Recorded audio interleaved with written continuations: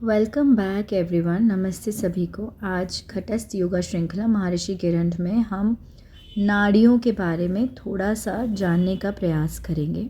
तो नाड़ी का शाब्दिक अर्थ होता है प्रवाह या धारा, कह सकते हैं फ्लो।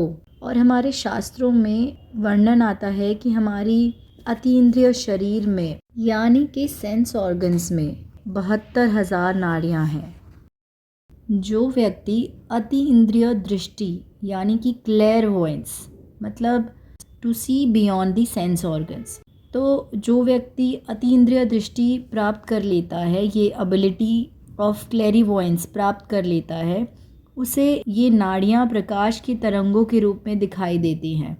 और यह नाड़ियाँ तंत्रिकाओं यानी कि नर्व्स से संबंधित हैं, लेकिन यह नाड़ियाँ चक्रों की तरह भौतिक शरीर का पार्ट नहीं हैं। नाड़ियाँ सूक्ष्म वाहिकाएं हैं जिनमें प्राण शक्ति का प्रवाह होता है।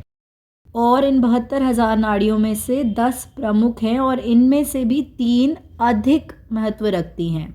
और वह 3 नाड़ियाँ हैं ईड़ा, पिंगला और सुषुम्ना। इन तीनों में सबसे ज़्यादा महत्वपूर्ण है सुषुम्ना। मेरुदंड के केंद्र में यानी कि स्पाइन के सेंटर में सुषुम्ना नाड़ी स्थित होती है, जो कि एक आध्यात्मिक मार्ग है।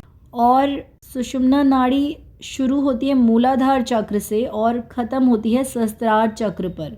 ईड़ा नाड़ी मूलाधार चक्र के लेफ्ट पार्ट से निकलकर और हर एक चक्र को पार करते हुए एक सर्पिल गति से ऊपर चढ़ती है। सांप जैसे चलता है उस गति से ऊपर चढ़ती है और आज्ञा चक्र के लेफ्ट पार्ट में इसका अंत होता है। और पिंगला नाड़ी मूलाधार के राइट पार्ट से निकलकर ईड़ा की उल्टी दिशा में सर्पिल गति से ऊपर चढ़ती हुई आज्ञा चक्र के राइट पार्ट में अंत होती है।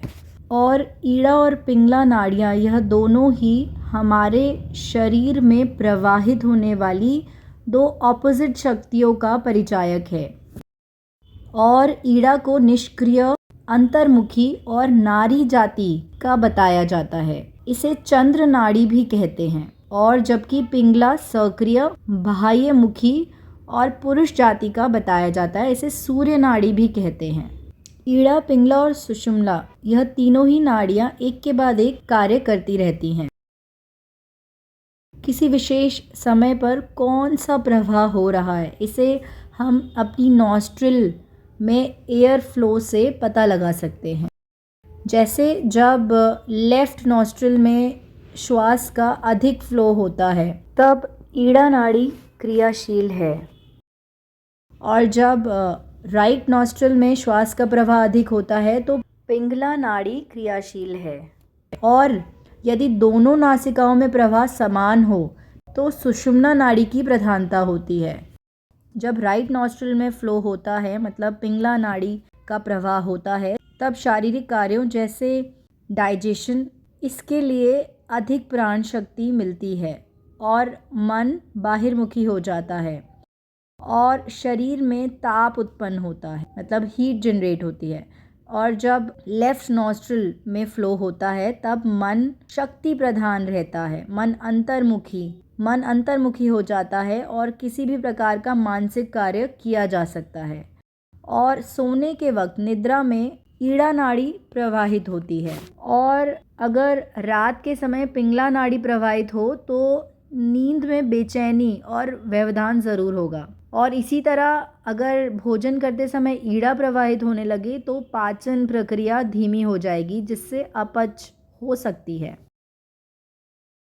यहाँ तक सुनने के लिए आप सभी का बहुत धन्यवाद। अब कल जारी रखेंगे।